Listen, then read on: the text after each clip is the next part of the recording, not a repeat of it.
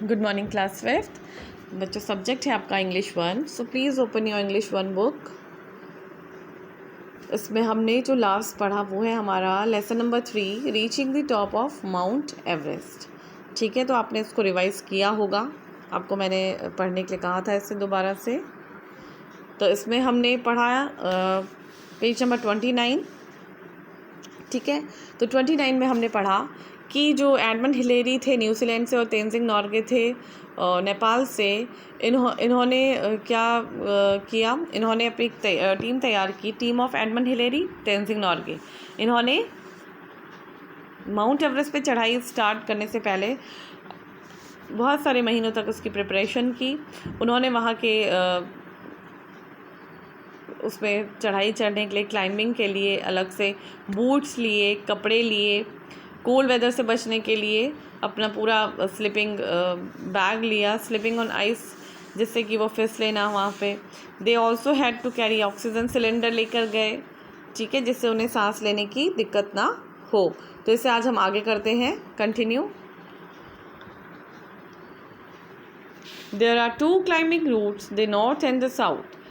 Mount Everest में climb करने के लिए 2 रूट्स हैं, नॉर्थ और या तो नॉर्थ से या फिर साउथ से। ऑन देयर वे अप, जब वो ऊपर चढ़ रहे थे, दे सेट 9 कैंप्स, उन्होंने 9 कैंप अपने वहाँ पे लगाए। When they reach the last camp, height of 27,900 feet, और जब वो अपने लास्ट कैंप में पहुँचे जिसकी हाइट थी 27,900 feet, they just could not sleep, वो बिल्कुल भी सो नहीं पाए, क्योंकि 27,900 की फीट पर जब वो पहुँचे तो वहाँ पे क्या था, बिल्कुल बाइटिंग कोल्ड, मतलब काटने वाली, शरीर को जो काट दे ऐसी ठंड थी। The cold wind was blowing strongly, और जो ठंडी हवाएं थी, बर्फीली हवाएं थी, वो बहुत तेज़ चल रही थी। They were excited thinking that soon they might be the first to reach the summit of mount Everest. लेकिन उस चोटी पर पहुँचने के बाद वो बहुत ज़्यादा एक्साइटेड थे, बहुत ज़्यादा उत्साहित थे कि वो अब क्या करने वाले हैं, वो पहले व्यक्ति बनने वाले हैं जो माउंट एवरेस्ट पर फतह हासिल करेगा, जो उस पर जीत हासिल करेगा, वो पहले व्यक्ति बनने वाले हैं। नेक्स्ट पैरा देखते हैं।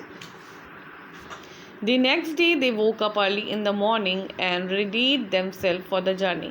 Next day वो लोग woke up early, जल्दी उठ गए मॉर्निंग में, और उन्होंने अपने आप को तैयार कर दिया जर्नी के लिए। Hillary found that his boots had frozen. Hillary ने देखा कि उसके जो जूते हैं, बूट्स हैं, वो जम चुके हैं। ही spend 2 hours defrosting them.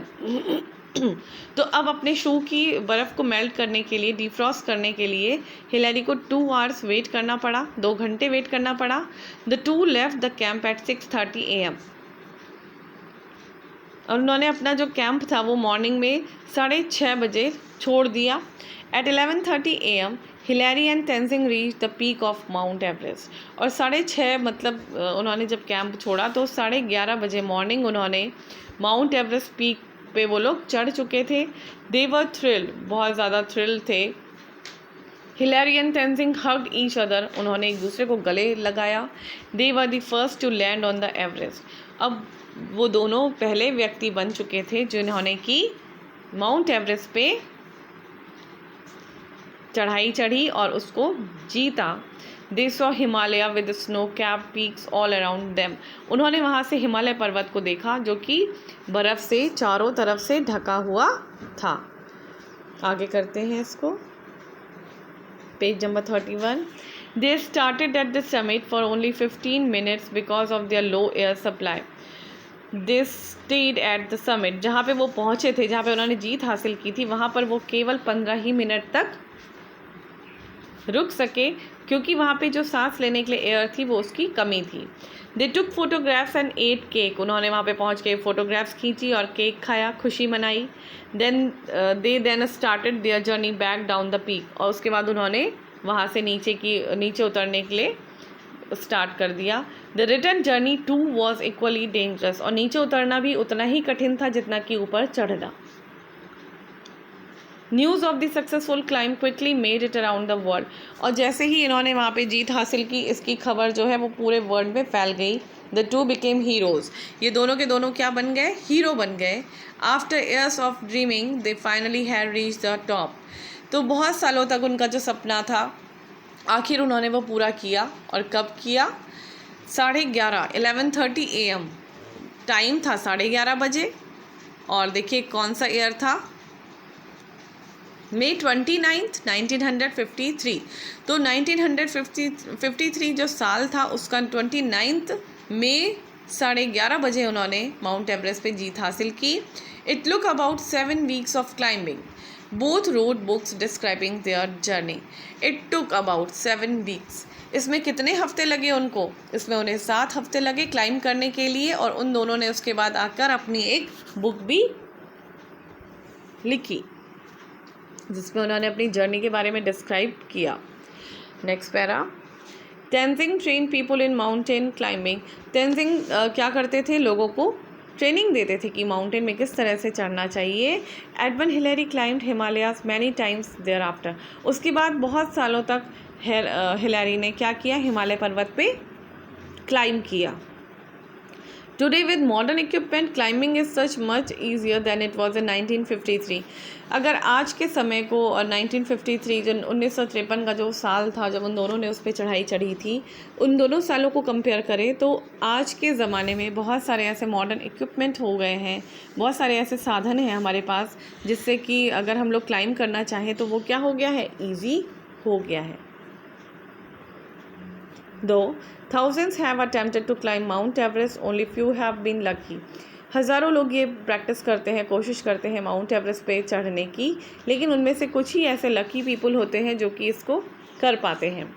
Many lives have been lost while trying to climb the peak। बहुत सारी इसमें जाने जाती हैं क्योंकि बहुत खतरा है यहाँ जाने में। Do you know that once very clean place? क्या आप जानते हैं कि जब स्टार्टिंग में यहाँ कोई भी ह्यूमन बीइंग नहीं पहुँचा होगा तो ये बहुत ही एक साफ़ सुथरे एक जगह रही होगी। ठीक है। Mount Everest has started becoming dirty. लेकिन अब माउंट एवरेस्ट भी क्या होने लग गया है? डर्टी होने लग गया है। This is due to climbers leaving empty cans and bottles behind.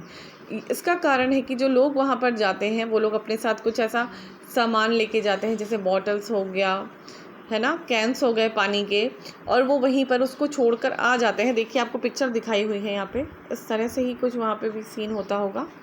ये देखिए, we must keep the world's highest mountain clean. जब हम लोग अपने आसपास अगर सही नहीं रख सकते, साफ नहीं रख सकते हैं, तो हमें क्या करना चाहिए? कम से कम अगर हम कभी यहाँ जाएं माउंट एवरेस्ट पर, अगर हम कभी चढ़ते हैं या जाते हैं तो इसको हमें, ये एक विश्व की सबसे ऊंची चोटी है, हाईएस्ट चोटी है, तो इसको हमें साफ़ रखने की क्या करनी चाहिए? कोशिश करनी चाहिए।